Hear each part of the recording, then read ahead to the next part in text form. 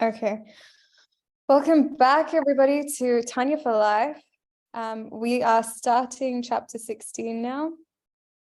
And it is actually also the yahrzeit of the Alter Rebbe, as one of the people in our class just reminded us today. The Alter Rebbe is the tzaddik who wrote this text that we're reading, a text that he compiled through getting all of these different sources from our sages, putting it all together, showing us how to reach the deep aspects of our soul and our being, and really use our Torah to bring, to create a dwelling place for Hashem within our own animal soul, within our own being, within our own heart, which is where Klippa resides, and also a human as a microcosm for the world, also how to do that for everything else in our life, all other people by example, and how we affect all the other worlds. It all starts with us. So that was really what the Alter Rebbe is teaching us in this Tanya. So Baruch Hashem, it's a big zchut. We should all light a candle with the Alter Rebbe's Neshama in mind. When we light a candle, we're actually able to connect our Neshama with the Neshama that we're lighting for. And we can give tzedaka, and we can really turn to him and ask, ask Hashem to grant us this in the merit and this chut of this Rav and everything he did in his lifetime, that we should have the merit to be strengthened as well in this holy endeavor that we're trying to do currently, trying to work on ourselves, which is no easy task. So we need all the help that we can get, I think. And I'd also like to mention that the Alter Rebbe was very connected with the Baal Shem Tov, and there's a beautiful video that Miriam has that I will share the link, where she talks about both the Alter Rebbe and the Baal Shem Tov and their connection, and the Tanya and what we're learning. And basically these two tzaddikim, one tzaddik, the Baal Shem Tov, was focused on bringing Shamayim down to earth, right? What does that mean? It means showing the revelation of Hashem in a big way. There were lots of miracles. The Baal Shem Tov, all we hear about him is all these big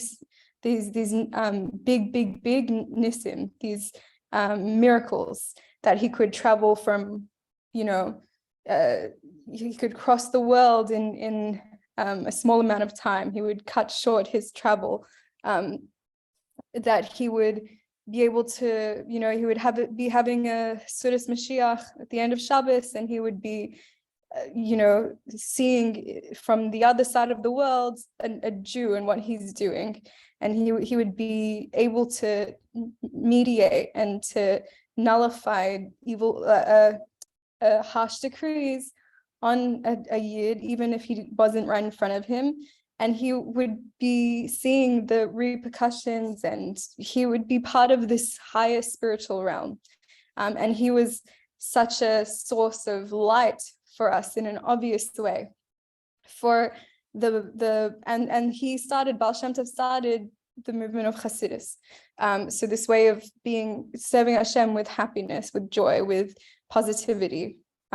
So with the Alter Rebbe, I think 5 or 6 generations after the Baal Shem Tov, the Alter Rebbe took on the mantle of Hasidus, and he created something called Chabad. And with Chabad, with this main text that we're learning, the Tanya, his main text, this tzaddik's whole mission in life was to continue what the Baal Shem Tov started, but to access it in a different way. So where the Baal Shem Tov is all about bringing Shamayim down to earth, the Alter Rebbe was about bringing earth up to Shamayim and causing the revelation of Hashem to come down after we've done the work. right? So what we're doing here is really based on that spiritual principle, that what we're doing, and again, in our WhatsApp group, if you look at our description on the chat, it's briefly surmised there, that what we're doing is the work of down below to bring the blessings from above. So how we're doing that is primarily with the heart, changing our heart. And it's a mitzvah, by the way, big stuff based on, you know, the last lessons that we've had, previous lessons, is when we're doing any mitzvah, positive, negative, mitzvah lo taseh, mitzvah taseh, remember, it all connects with our neshama. So each commandment connects with our neshama, which sits within our animal soul, and the animal soul within the body. Each character trait has to do with a different a part of our animal soul. So when we're fixing our character traits, when we're working on our interpersonal relationships, on the way that we interact with the world, and we're working to make that more and more refined, then we actually make it easier for all the goodness that we're gaining through Torah and mitzvahs to come through and to actually reach our neshama deep inside and nourish that part of the neshama, that limb, that vein, whatever it is spiritually. And through that whole penetration, it's actually coming outside as well, and penetrating through the body and through the animal soul as well. So we're a holistic being. And again, remember in the Tanya, we're taught that first of all, we're a soul, a godly soul. Our body, our animal soul are just levushim, coverings, garments, customized to really cover and create a way for the neshama to be expressed in all its glory, right? So when we're doing a mitzvah, it's so important for us. It talks about in Shara Kedusha, Rav Chaim Vital, through the Arizal's teaching, taught us very clearly, a person should have the intention that when they're doing this mitzvah, whatever part of my body and my soul that connects, corresponds to this mitzvah, I have no idea what it is, but whatever it does connect with, I'm having the intention that it should bring healing to this part of me. It should bring, it should clear away impurities from these parts of me, right? Very, very powerful. So in light of this Torah, I want to share that what we're doing with Tanya, which is all about circumcising your heart, I believe, it's a mitzvah. It's a mitzvah that we have to circumcise our hearts. And we do that every day. We're doing that with the Shema. Every time we do Shema, we learn, we're reminded that we're supposed to be serving Hashem with both our hearts, not just the part of our heart that already loves Hashem, but also the part of our heart that's concealed from Hashem, that feels very distant. So that act is all about circumcising the heart. And that's, I believe it's a positive commandment. And it's connected with a lot of negative commandments as well. So when you're circumcising your heart, you're refraining from doing a lot of things because you're keeping yourself holy.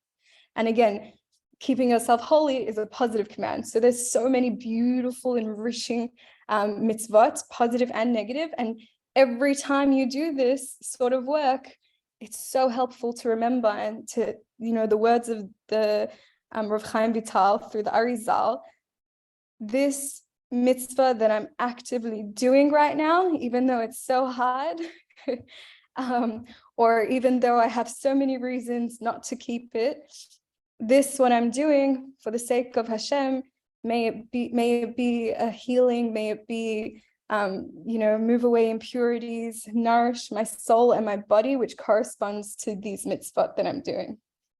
Every day you can do that. However many times you're aware.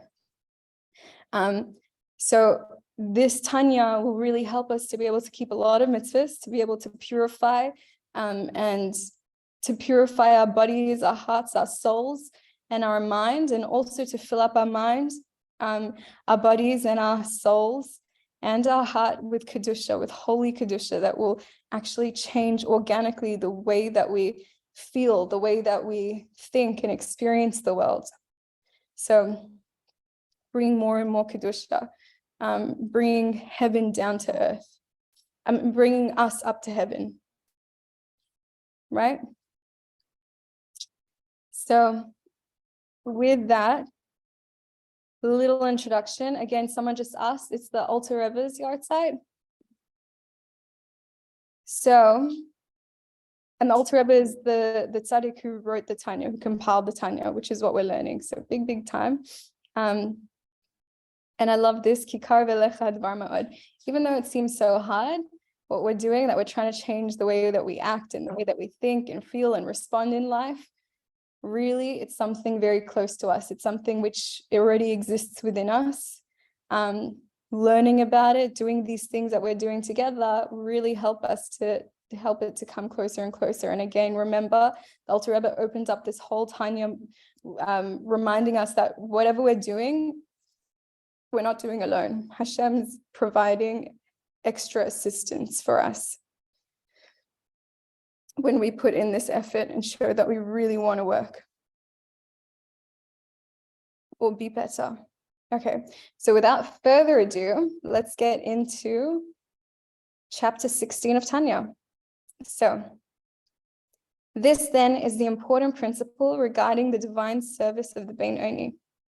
The essential thing is to govern and to rule the nature which is in the left part of the heart, by means of the divine light that illuminates the divine soul abiding in the brain, and to rule the desires of the heart.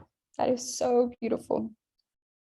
To enable him to master his desires, the Beinoni is required, in addition to the natural ability of his own mind to govern his heart, he requires the help of the divine light, which illuminates his mind upon contemplating God's greatness. This mastery of one's nature and desires is achieved when he meditates in his mind on the greatness of the blessed infinite God, so as to create through his understanding a spirit of knowledge and fear of Hashem in his mind. This knowledge and fear will cause him to turn away from the evil condemned by the Torah or by our sages, even for a minor rabbinic prohibition, heaven forbid. Contemplation on Hashem's greatness will bring about also a love of Hashem, which will reveal itself in the right part of his heart, the seat of the godly soul's emotional faculties, with a longing and a desire to cleave to Hashem by fulfilling the precepts of the Torah and of the rabbis, and the study of Torah, which is equivalent to them all. As the Alter Rebbe has already pointed out, the commandments cannot be fully performed, that is, with the totality of one's whole being, unless the performance is motivated by love of Hashem, which, when a person fulfills the commandments through love of Hashem, he's fulfilling the positive commandments. Because when you do something, when you're doing something from the deepest essence, you're doing it because you love Hashem. You're doing it because you want to connect. You're longing to be connected with him. So doing his will, doing what he says to do, is fulfilling that, showing you a clear path. This is how you do that. And through connecting with fear of Hashem. So the fear of Hashem is something that you activate, that is your soul power that comes out when you're avoiding transgression of the negative commandments. So anything Hashem said, don't do this, then you, with a sense of fear and awe of God and his might, how big is Hashem, how small am I, this really brings a person more to fulfill the negative commandments in the right way. When one's observance is so motivated, his love and fear of God permeate the performance of the commandments and enhance them with their power. Wow. Seemingly, however, this is true only of a love and a fear that are openly felt in one's heart. What if, despite one's efforts in meditating on God's greatness, he cannot excite himself to an arousal of love or fear of Hashem? In answer, the Alter Rebbe now goes on to say that even if the love and fear born of one's meditation remain hidden in one's heart and mind, this is something that if it's hidden in your mind and your heart and you're not like feeling it so passionately, the Alter Rebbe calls it an intellectual love. It's in a state of tavuna, intellectual. So even still, they permeate his performance of the commandments. And as though these emotions were open and aroused. And I remember that's something big that Miriam taught me, that there's a lot to say. That basically when we're praying, when we're davening to Hashem, when we're opening up our vessel, when we're inviting our neshama back into our body, and we're sensitizing our body to receive our soul through prayer, and the meditations, the specific meditations that we've learned, and that Miriam has laid out for us in her book and various texts and various shiurim, the specific meditations that we do during our davening. So all of this really helps to make our body resensitize and get to know again our holy neshama, and then our neshama is able to be received in the body. So part of how we're using this meditation, part of what we're doing with our davening is we're trying to arouse within us what already exists, that we're not creating love or fear out of nothingness, that it's a fear and a love, which even if we're not feeling it, even if we're not in touch with it, even if we feel totally blocked, that we know it exists here in our heart. It's something we've inherited. So irrelevant of if we feel it or not, irrelevant if we feel good enough, if we feel like a proper servant, Eved Hashem, we're still activating this love and this fear. It still does come out and it still does have the effects. And over time, gradually, you'll notice more and more with doing all the other CBT tools as well, how you're becoming more refined, how you're able to feel it more. You're able to not get attacked by all the negative attributes of your soul's power, right? So when you notice that you're less and less anxious, when you notice that you're less and less angry, that you're more calm, that you're not so restrictive anymore, then you'll see, so the power of my neshama, which is the restrictive energy, the restrictive energy of here, what we learned, the fear of Hashem.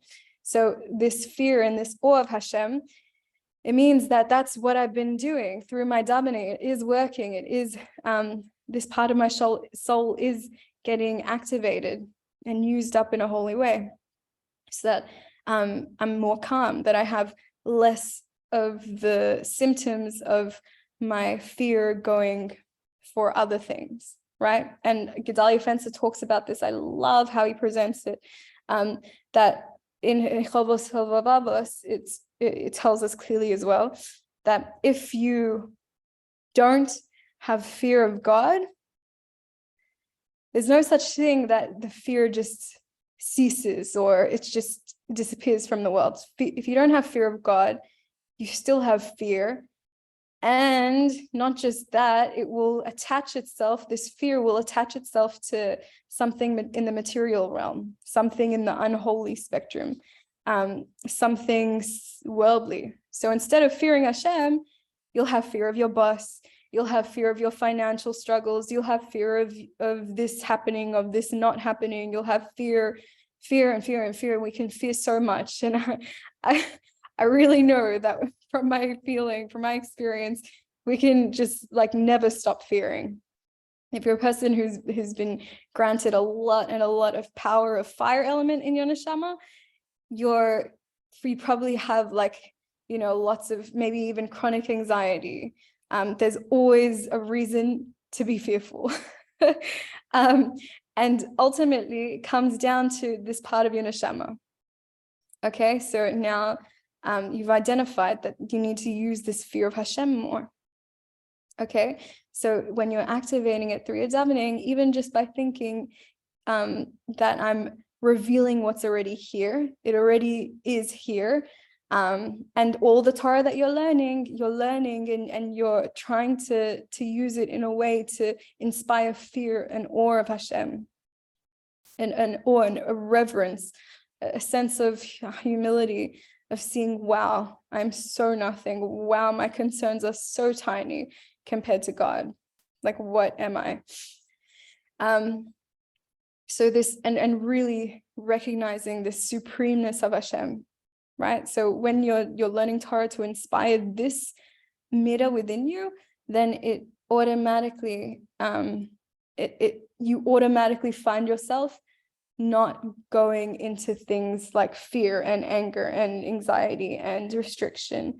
And you also automatically find that you're keeping the negative commandments. There's a lot of mitzvah that we're not even aware of that we're doing just out of this natural phenomenon, right?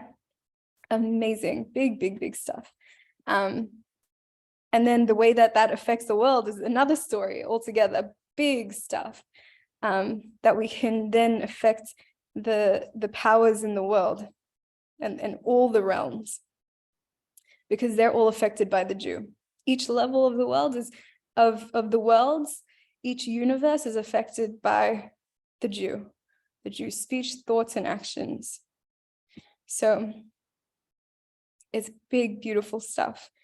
And in the same way we have fear of God, we have love of God. So again, Gedalia Fenster beautifully presents, if we're seeing that we're falling for love of delights, like love of delights in the world, lustfulness, you know, looking for comfort, looking for love, looking for safety or to feel good, looking for desire, satisfying my desires in this world. And that can be all number of things under the sun, from physical stuff to emotional stuff, all sorts of things. So all of that comes, and it comes bigger and bigger and bigger when we aren't focusing and channeling this love into love of God.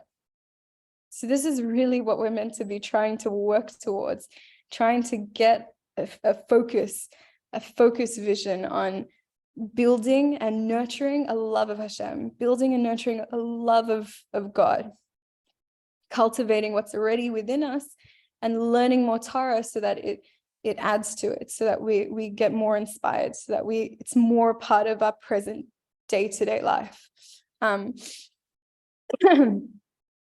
So big, great stuff. Yeah.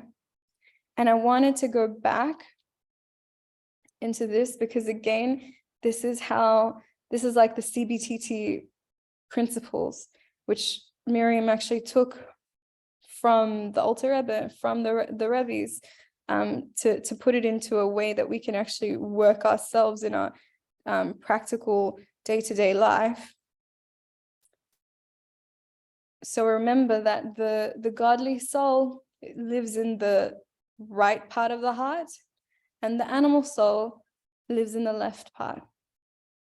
So what we're doing is we're trying to reach the seat of the animal soul and trying to refine it and to gradually, organically, not by force, but gradually, organically, through encouragement, through inspiring, through doing this work of meditation, davening, learning Torah, through doing it, just these things even, consistently and regularly, we end up accessing this part of our animal soul that is so holy, that is just a diamond in the rough. And what we end up doing is helping it to grow, helping this animal soul to see, wow, Hashem's amazing. Wow, this is exactly what I want. How good is that feeling when you've been so fearful, you've been living in anxiety, and then you realize, after doing a lot of work on yourself, Torah, accounting, cheshbon nefesh, you realize, wow, Hashem. It's all just Hashem. There's no one doing anything, saying anything. There's no experience outside of Hashem. And Hashem has me in his hands, and everything's going to be fine because I'm being taken care of. And just that feeling of, switching from fear of physical things to fear of Hashem, there's so much calm and serenity and peace and growth that comes from that the animal soul even has changed from that experience. And the animal soul is on a loftier level now. And your animal soul, just like a child, has and just like a diamond being cleaned, has become more refined, has grown up a little bit more, has seen her kedusha a little bit more. And there's this beautiful story that it's really good to keep in your mind, because again, it's imagery, it's imagination, it's using this force for kedusha. So there's this concept that when Hashem created the animal soul, and this meditation, we're reminded, like we bring it in when we're doing what part? When we're doing kadosh, kadosh, kadosh. Okay, like Asher Bachar Banu, Hashem chose us. Hashem chose us. Right after it talks about the angels, right? So we read that the angels are in such a high place that they stand in one place and they praise Hashem, kadosh, kadosh, kadosh. And they all turn towards each other and they say in unison, kadosh, kadosh, kadosh, right? That's what they're doing up in Shemayim, totally connected with Hashem.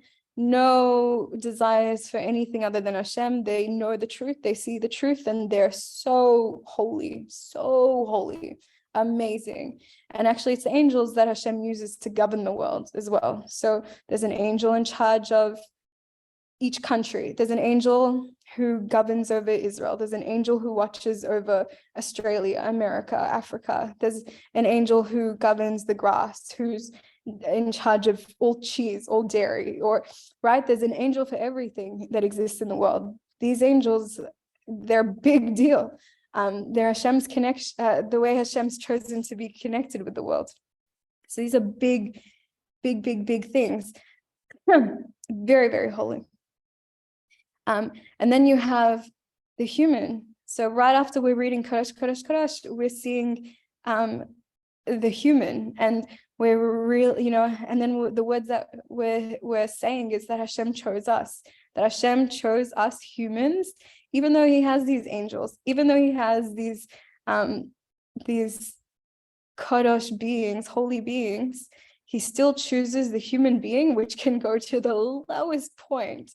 A human being can allow himself to become lower than an animal, right? An animal which doesn't have the mental and emotional capacity, doesn't have bechira chafshis, doesn't have an understanding or a way to see good and evil, right? A human being can become even less than that. And maybe not everyone's experienced this, Baruch Hashem, but there are definitely some of us who have experienced going even lower than the state of an animal without seeing, with having no clarity between what's right and what's wrong, thinking that in place of such darkness where you've been convinced and you've convinced yourself so greatly that the things that you're doing which are not okay are good, are truth, are holy, right? So that you can tell yourself a story, a belief, and really take it on and really live by it, and really take yourself lower and lower into the category of having no free choice, just like an animal, but going lower, that you're doing things that even an animal wouldn't do, right? Chas v'shalom b'ayin hara. And everyone's neshama is different, everyone's experience in the world is different, but as the Reb Nachman of Breslov,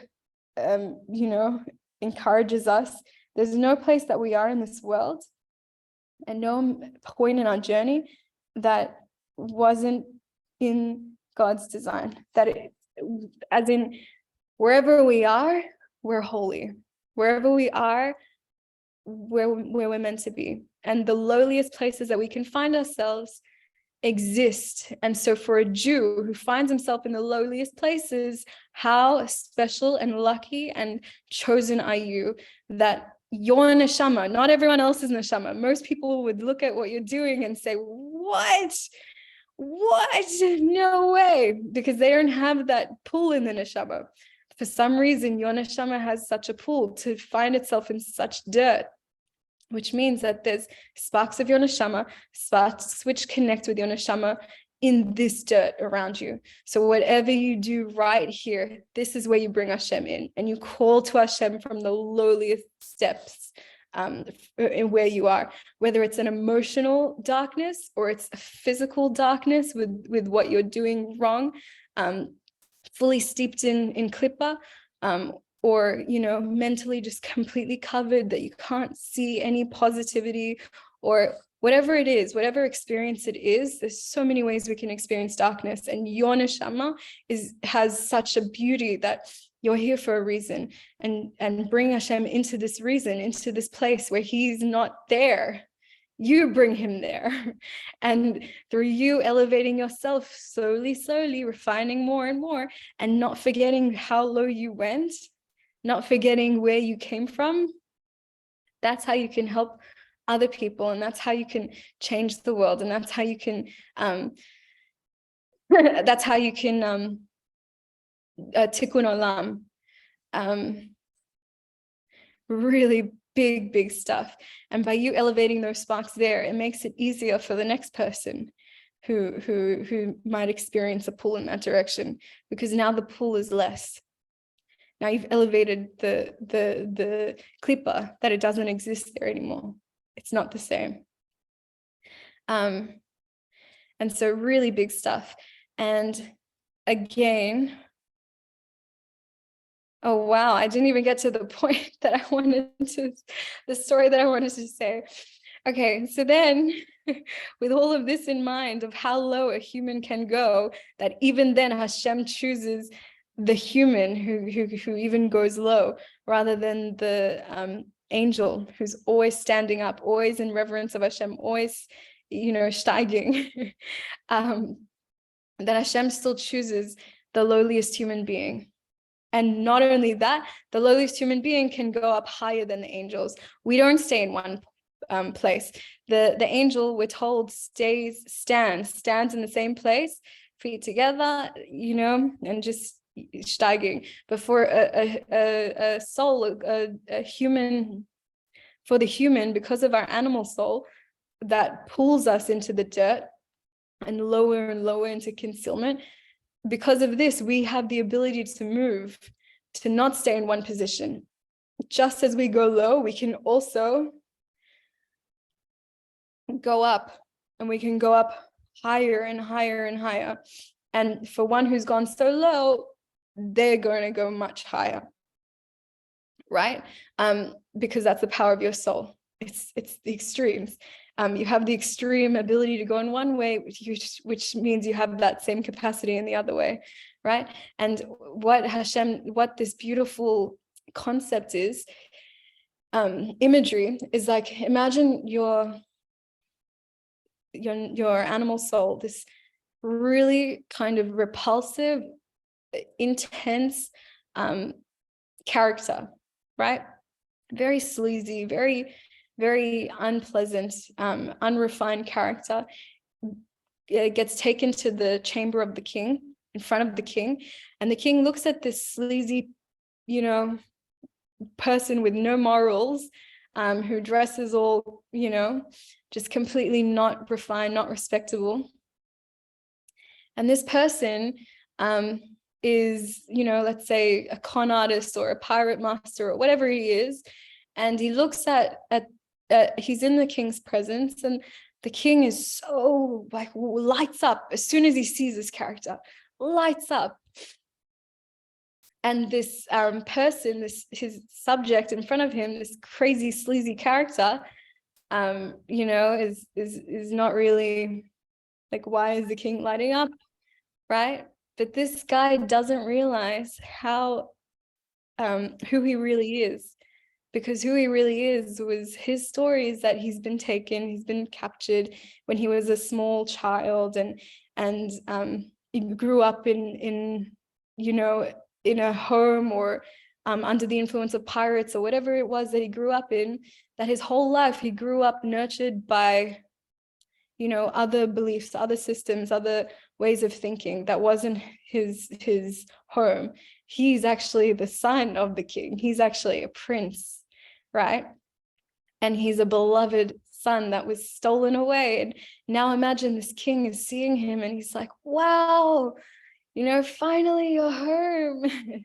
And he, longs to hug his son, and he's so excited to see him, and just everything. Nothing is important anymore. Nothing other than reconnecting with his son. And the fact that the man came here on his own is even bigger, that the king can see him, the king can feel him, and hug him and be rejoined with him. And that's really what our animal soul is. It's a totally chosen, beloved son or daughter to Hashem.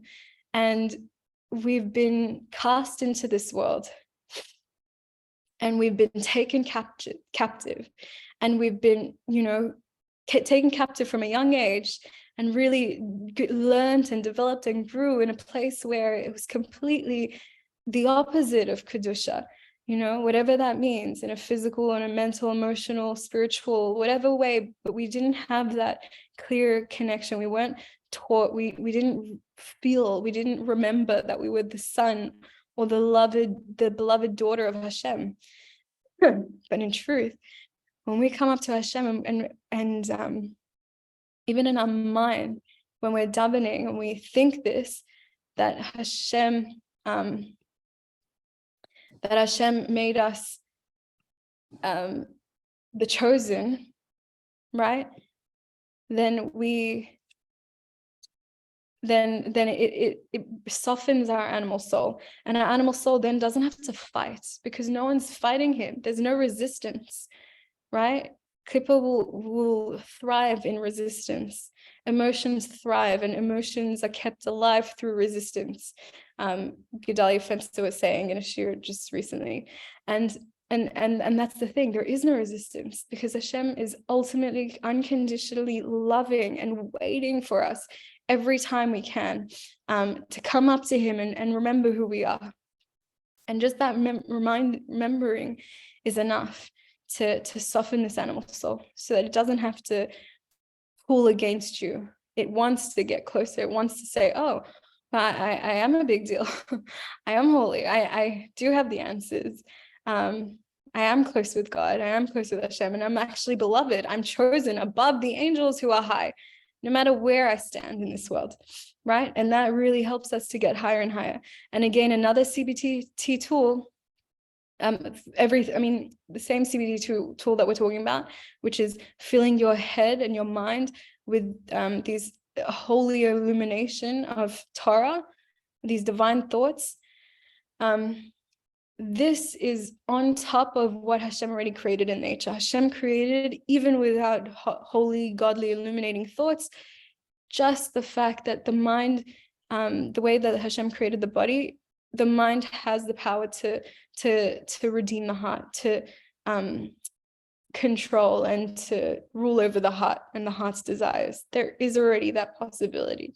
So when you add this holiness, this kedusha, when you add the soul component, how much more so? How much more help do you have to soften this animal soul, to change it, to make it realize how good it really is, how loved it really is, and how nothing it says or does or thinks ever will make him unloved or unlovable or unrecognizable to Hashem, to his Father, right?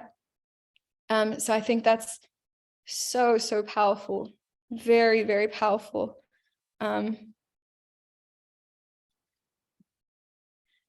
Yeah, and we may just end it here.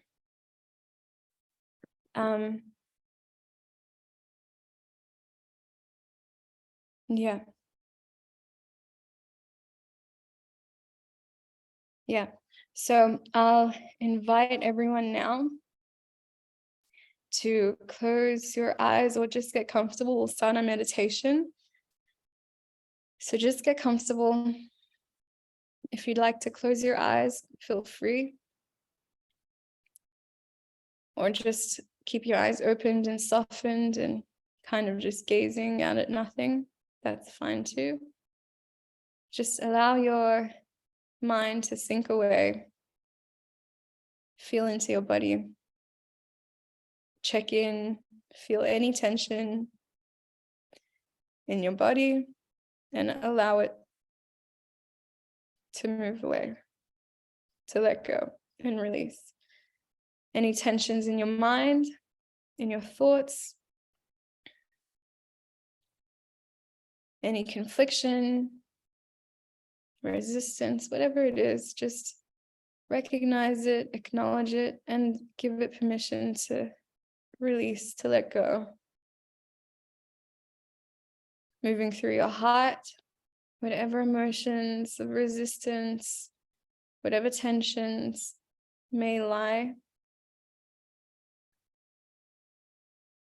just acknowledge and give it permission to let go, to move through. Now we're going to do some sphincter muscle exercises. Let's clench your fists. Clenching all tension, whatever part of your neshama which is connected to this part of your body, whatever mitzvahs are connected to this part of your body and your soul, connected to your arms, to your fists, your fingers, your elbows, shoulders, all of this. Just imagine the tension and release. Feel the absence of that tension. Let's do our feet. Curl up your toes, your lower body. Feel that tension, that contraction of the muscles, and whatever part of your soul that corresponds to this part of your body, whatever mitzvahs, ta'aseh or lo ta'aseh, that are connected with this part of your body and soul. Just imagine it getting released, letting go, and feel the absence of that tension. Moving upwards, whatever you want to focus on. Abdominal muscles, your back, your pelvic floor, whatever it is you want to focus on. And imagine whatever part of your soul that relates to this part of your body, whatever mitzvot, ta'aseh, lo ta'aseh, which are tied up and connected with these parts of your body.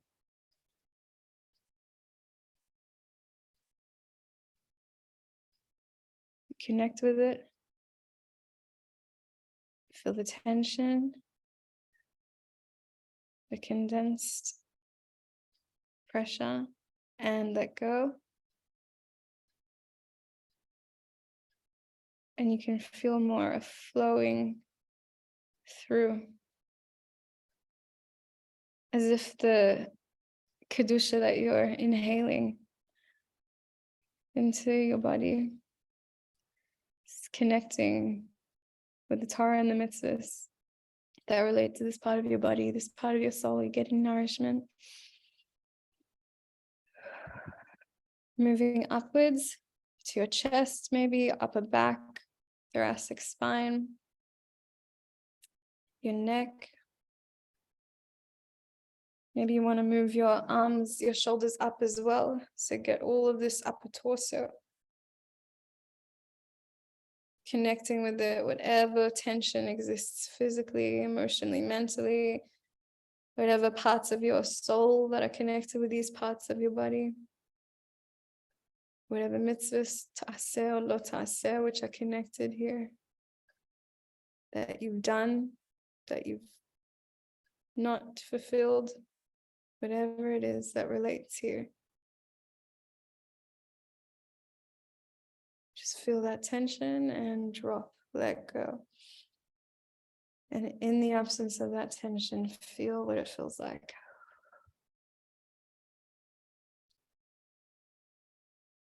And feel these parts of your neshama resonating with these different mitzvot. It's becoming more distinct, more alive, more connected in your body, through your body. Start to feel the yearning of your body to be a vessel for the integration of Torah, mitzvot, fear and love of Hashem into your godly soul. To be expressed in the world, to be expressed in the body, to be expressed through the animal soul. So now moving upwards into your head. Feel the tension in the top of your head. Feel the tension in your face. So contract your face.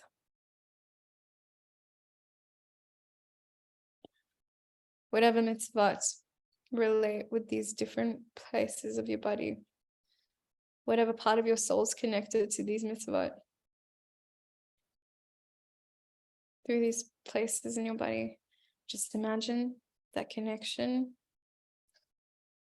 What you've done, what you haven't done. What needs refining, what's been stained. Just imagine this tension.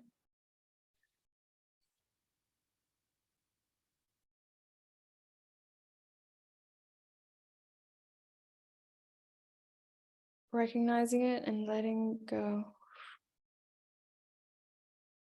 And feel the absence of this tension.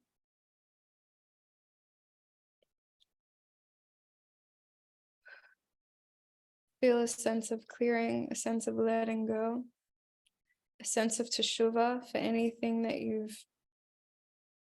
any mitzvahs you haven't kept here, any midat that have not been refined, that you've expressed through this parts of your body.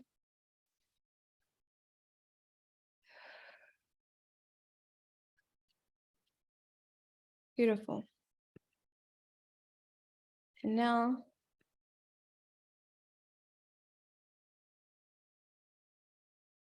allow your brain to conjure up an image of yourself. Of yourself learning Torah. Of yourself, maybe let's take ourselves to a beautiful place. Maybe it's a beautiful garden. And you're taken there up on a cloud through these gates. And these beautiful, glorious, grand gates work as a sort of portal through which only positivity, only kedusha can spill through. And as you pass through this cloud, you find yourself sitting softly, or bare feet, curled up in the warm sand or dewy grass, whatever floats your boat. Either hearing the waves crashing beautifully, watching a sunset around you, smelling that fresh, salty air. Or maybe you find yourself in a garden, a beautiful garden. Early morning, you can feel and smell this fresh scent. And you feel your senses awaken. And you feel all your organs thanking you for this reprieve, loving this clear, crisp air, loving to be connected in this way. Maybe you smell some beautiful flowers, you come, you can feel them. Maybe you want to lie down in the grass or in the sand, wherever you are. So now imagine yourself in this beautiful place of goodness, of encouragement, of recognition of your goodness, your holiness, your holy neshama, your holy animal soul, your holy godly soul, your holy body. And with all of this powerful recognition around you, with all the angels here witnessing, inspiring you to higher levels, encouraging you.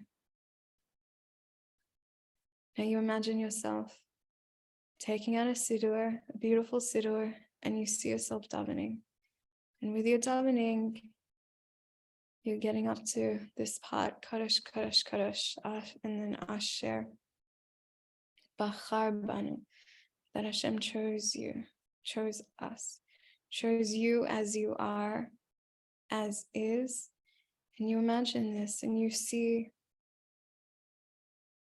that whole display, that whole scene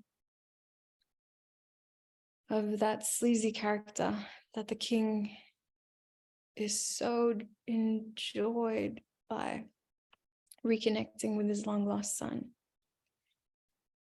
And you see as all the officers, all the ministers, all the angels are standing refined, tall, clear, clean, perfect. And still the king, still Hashem, the God of the entire universe, creator of all creation, chooses you as you are. And you feel this and you imagine this and you feel yourself spreading into a smile. You feel your heart starting to tug, a yearning, a love, a deep love, getting inspired, getting tugged out of you for such an amazing, supreme being who can love you as you are, who chooses you with imperfections. And you feel this love for your father, like a long lost child. You feel a sense of awe starting to creep in around your body, a sense of amazement and wonder at the creator of all creation, that even among all of his created beings, all his creations, he's choosing time to focus in and give to you. And yet he can still take care of everything else.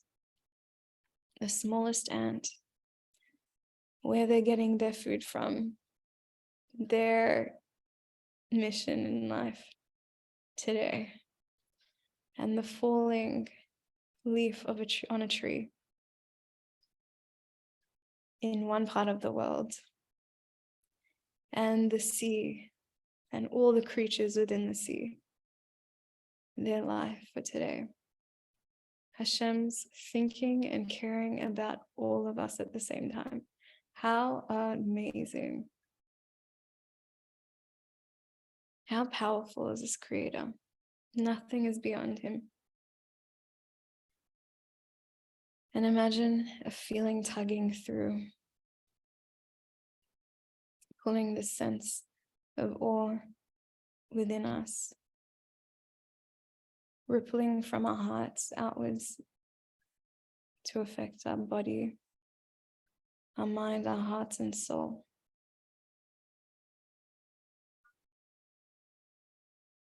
And now, finishing your davening, imagine, and finishing your meditations, now see yourself closing your beautiful siddha, giving this connection, this respect, kissing your siddur and picking up the Tanya or another Torah, piece of Torah, Miriam's book, Miriam Yerushalmi's book, for example, on prayer and meditation. A book on happiness, health and happiness, or marriage, whatever it is, kindness in marriage, whatever book we're picking up and we're opening, open up to a page, read it, learn it, and imagine with your learning, again, using your meditation, these beautiful words that you're creating, giving life to, with the action of sound and your reading, with this slow way that you're reading to really bring life. And imagine that you're bringing within you, within your brain, this holy kedusha of Hashem, Hashem's seichel, Hashem's thinking, and you bring it into your brain, so that it will stay within your mind and it will be the way that you think. And as you're learning, imagine also that this Torah, Hashem's will and wisdom is enwrapping you, completely covering you, surrounding your being, as if you're within Hashem, completely and totally nullified to him. And as you're understanding more and more, really working to understand this, what you're learning, this Torah becomes more concentrated, more refined, and it goes inside of you to stay. So that now, like an apple in your hand, now this Torah is inside within you. And you're being protected by this makif.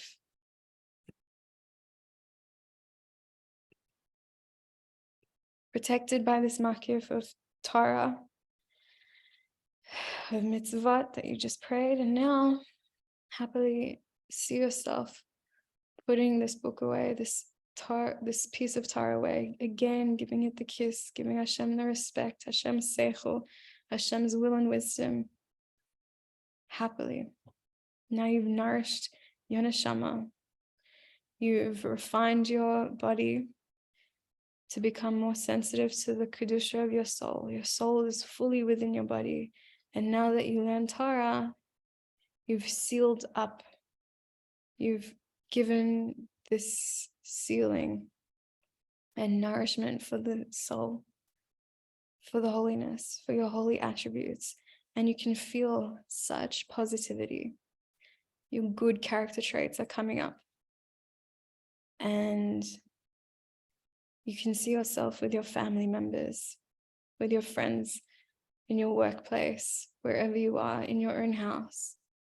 You're doing good things. You're making people feel good just because you're feeling good. That you have more patience, that you have kindness, that you have a big smile spread across your face, all contagious. And you have the space to give because you're a superconductor for Hashem for today. And you recognize that. You recognize your place. And you can see the people around you getting affected. Your house is clean because you're cleaning it. your kids, your husband, your colleagues, your clients, they're all feeling patient, they're all feeling calm and happy and heard, because you're smiling and you're being kind and you're making space and you're fully present. And just feel this wonderful feeling, this tikkun olam, through your work, through your taking care of yourself, connecting with Hashem, loving Hashem and fearing Hashem.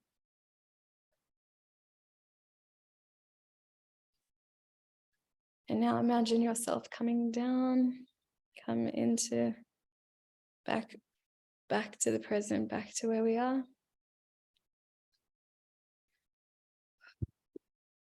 And while you're getting back, I'll remind everyone to please reach out to SANE, Save A Neshama Endowment, to give some tzedaka, however much you want to give, just to show this appreciation and to be a part of the giving in Hashem's world, the giving in Kedusha, especially if you've appreciated this Torah that we're learning, which is through the teachings of Miriam Yerushalmi, based on everything she's gotten from Torah, from Hashem, through the Rebbes, and through her own personal experiences in life, and also in her studies.